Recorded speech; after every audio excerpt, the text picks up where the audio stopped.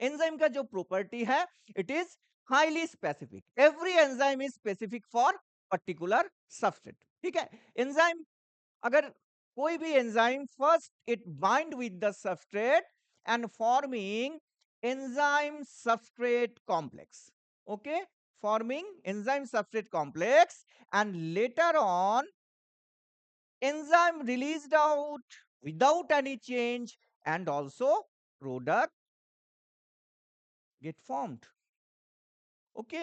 And every enzyme is specific, जैसे मान के चलो कार्बोहाइड्रेट, कार्बोहाइड्रेट के लिए एमाइलेज ही स्पेसिफिक है सर, ओके।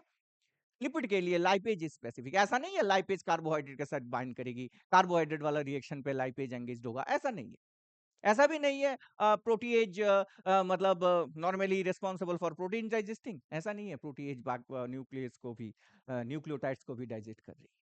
हर एक एंजाइम हर एक सबस्ट्रेट के लिए स्पेसिफिक होगा, and whenever enzyme and substrate come, and whenever they are that is enzyme show its specificity, they bind with each other, forming enzyme substrate complex, and the reactions proceed, and whenever reaction proceed, older bonds broken down, newer bonds created, and after forming the new configuration, that's mean product, the enzyme release out, sir, because enzyme is specific only for substrate, not for product. It is reusable. Already we know that after forming product, enzyme released out. There will be no change in enzyme. Sensitive to pH and temperature. ये हम separate discuss करेंगे किस तरह से, जैसे हर एक enzyme का optimum performance के लिए एक ऑप्टिमम पीएच चाहिए। Some enzymes are basically that is what some enzyme have optimum pH, like कुछ जो enzyme है, some enzymes can act optimally in that is low pH, जैसे आपका pepsin, pepsin that is stomach के अंदर है, और stomach के अंदर due to the presence of hydrochloric acid the pH is very low, and pepsin is very much active in low pH। ठीक है, अभी जैसे सलाइवरी एमाइलेज, सलाइवा के अंदर जो पीएच है नियर अबाउट 6.7 टू 6.8, मतलब उसी पीएच में सलाइवरी एमाइलेज का हाईएस्ट एक्टिविटी वो शो करेगी। अगर सलाइवरी एमाइलेज को आप स्टोमक में डाल दो, या पेप्सिन को आप सलाइवरी मतलब बक्कल कैविटी में डाल दो, मतलब वो काम नहीं करेगी सर। ठीक है, हर एक एंजाइम का मतलब फंक्शनल होने के लिए, ऑप्टिमली फंक्शनल होने के लिए सर स्पेसिफिक पीएच चाहिए सर। टेम्परेचर वो भी जैसे लो टेम्परेचर में एंजाइम विल नॉट फंक्शनल। ठीक है, if you increase the temperature, if you increase the temperature, the enzyme will be more and more functional, the rate of reaction also increase, the rate of reaction also what increase, but after a certain point, after a optimum point, when enzyme get optimum temperature, it will be functional optimally।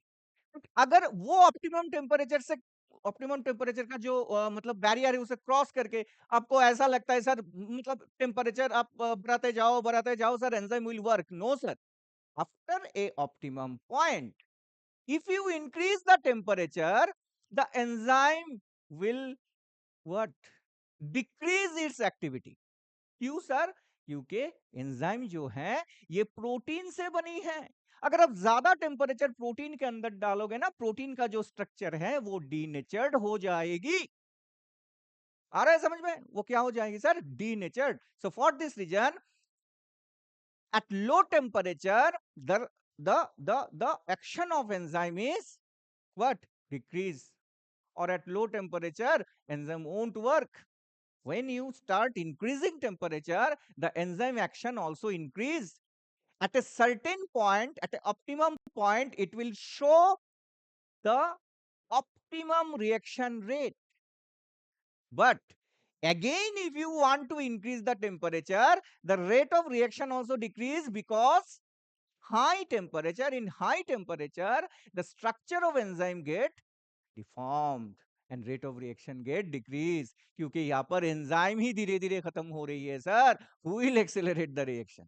Okay, और regulated by inhibitor और activator. ठीक है, कोई भी enzyme का जो काम है, इसे आप एक्टिवेटर से एक्टिवेट कर सकते हो। आगे जाके हम लोग पढ़ेंगे बहुत सारे ऐसे एक्टिवेटर्स है जो एंजाइम का जो रोल है उसे एनहांस करती है सर। और बहुत सारे इनहिबिटर्स भी है जो एंजाइम्स का जो रोल है उसे डिक्रीज करेगा।